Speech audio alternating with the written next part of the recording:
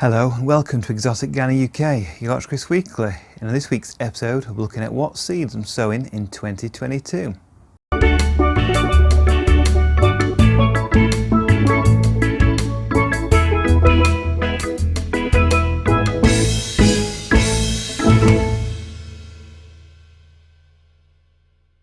So this year I'm growing a large range of plants from seed. A lot of these are actually going to be Aeoniums and Solanums. So let's go through the different types of Aeoniums that I'll be growing this year. So I'll be growing Aeonium hirensis, Aeonium virginium, Aeonium palmense, Aeonium canariensis, Aeonium undulatum, Aeonium arboreum, Aeonium David Bramwellii,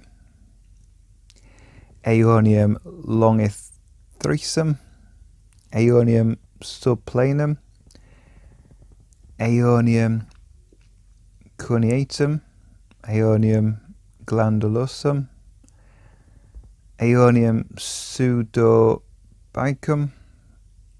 So that's a lot of Aeoniums that I'll be growing from seed this year. I've got a few at the moment in my greenhouse looking pretty good, and we've got a few flowering as well. So this is what the flowers look like. And soon the Aeonium plants I have will be going out in the garden sort of from April onwards, once the worst of the frosts are out of the way. But all these ones that I'm growing from seed, hopefully I'll have plenty of plants to grow on. So later on in the season, I'll be able to make nice displays with the small plants and have plenty to sell on my open days as well. And it's not just the Aeoniums that I'll be growing from seed this year. We'll be growing quite a few other different plants, and these include Solanums. So we've got Solanum atropurpureum. We've got Solanum laciniatum and Solanum Mauritanium, and these again tomato family or nightshade family, and these should make decent sized plants with some interesting foliage and then tiny purple flowers later on in the season. So these are basically annuals for me. You can sort of keep them going from year to year if you dig them up and keep them completely frost free, sort of above 10 degrees, and they should be fine. And also this year I'll be growing canariensis, and this will grow as an interesting plant with very sort of nice sort of reddish orange bell-shaped flowers, quite unusual. I'm also going to be growing Cyphomandra beticium or Solanum beticium, and these are sort of a fruiting plant. You grow for the large leaves, and it has orange fruits as well if you have a good season. Mainly grow as an annual, but it is a perennial. And then I'll be growing the mountain papaya. So the mountain papaya, which is Vasoncelia pubescens. So this will hopefully grow into a basically small tree, 1 metre or 2 tall, something like that. And this is definitely kept frost free. This will be kept in the greenhouse next winter if it manages to sprout and grow. And then eventually we should get some nice papayas on this, so it should look really striking in the garden. I'll keep them potted when I do grow them on, all being well. So this is an exciting plant to try this year for me.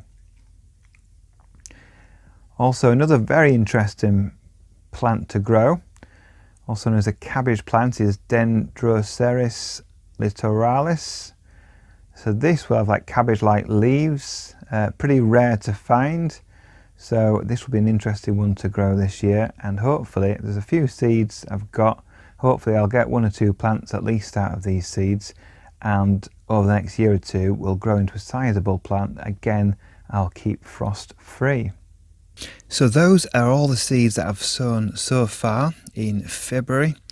But as we move into March and then especially into April, I'll be sowing some other seeds as well.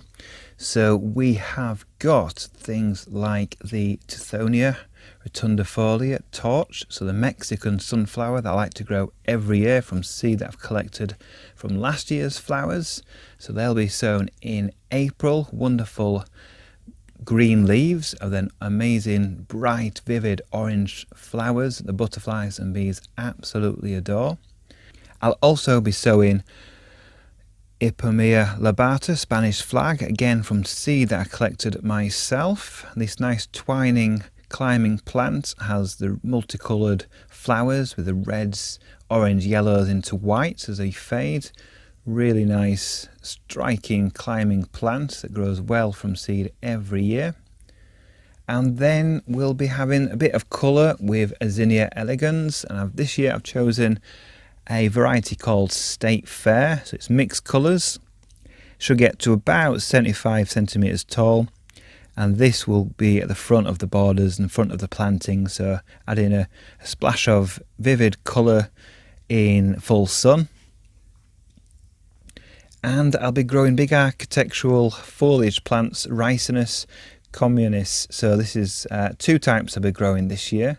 I'll be growing red giant, and I'll be growing the Ricinus zanzibarensis. So many Latin names, trying to pronounce them as best I can. And both these, again, will be grown for their big leaves, and they'll go some at the back of the borders, some at the front to get a different sort of heights throughout the display. And also I might try a couple in big tubs at the front of the garden as well, in the front garden, and see how that works out. And these won't be sown until April, in late April really, because they grow pretty fast. And soon as the frosts are past in end of May, they'll be planted out.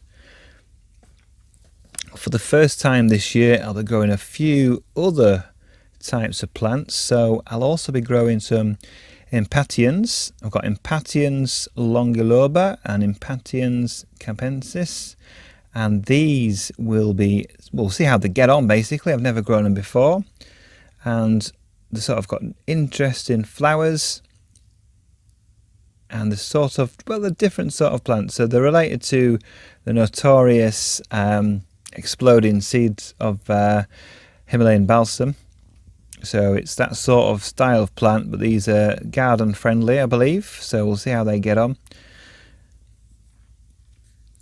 And I'll also be growing a hyacinth bean or Egyptian bean, a Latin name of Dolichos lablab, ruby moon.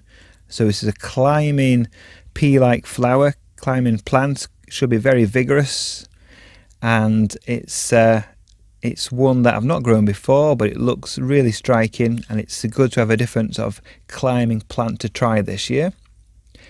I've also got some Aeonium seeds, which I'll be scattering over the ground once the ground warms up.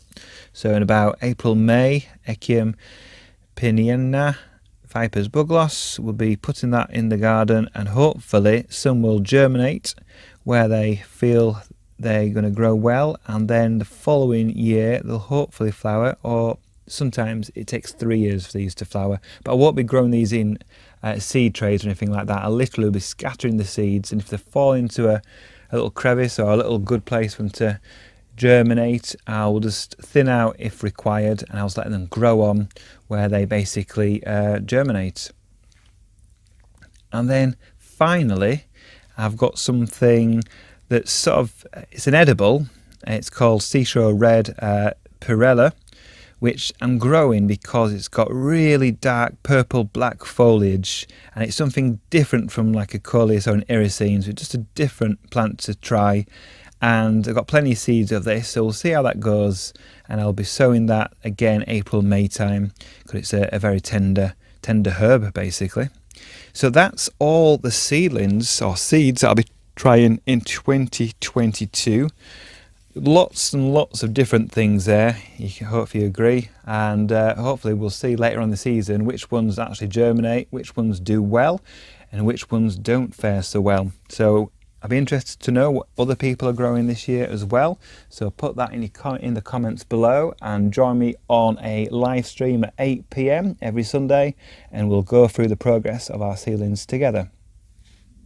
So the compost mix I'm using for pretty much all my seeds this year is a mixture of perlite, which is great for aeration and allowing the water to drain through as well. And the main bulk of the compost is actually the Silver Grow, and this has got John seed sowing compost. So it's a new one to me.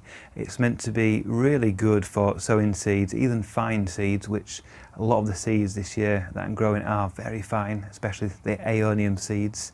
And this is basically peat free, and it hasn't got big chunks in, so it's very fine. So it allows the seeds to settle nicely without big chunks going over them. And then I'm putting vermiculite over the surface, and this is what the trays look like. So we've got a nice seed tray here. This is showing the perlite and the Silver Grow John number 1 mix.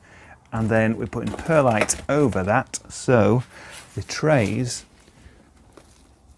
look something like this. So it's just got that vermiculite over the surface just to cover the seeds, because most of the seeds I'm growing, like I said, are very fine and they don't want too much soil or compost over them because they need some light to germinate well. So most of my seeds have gone onto heat mats or in propagators with heat, including the Solanum seeds, so they're nicely warmed up to between 18 and 22 degrees in here, which is ideal temperature for these seeds. Got Cleome seeds in here as well, and the other seeds we've got currently growing are also on heat, and these are the Aeonium seedlings. And I've got lots of Aeonium seedlings or seeds at this stage on the big heated area. So there's electric pipes under here, and they're heating, making a big heat mat, and they're getting nice gentle warmth. And these are about 18 degrees at the coolest, up to about 20-22 degrees in the daytime when you get a bit of sun on here as well. So these, hopefully it will germinate over the next month or so. Thank you for watching this edition of Exotic Gardener UK. Join me next week where we're doing more in the garden.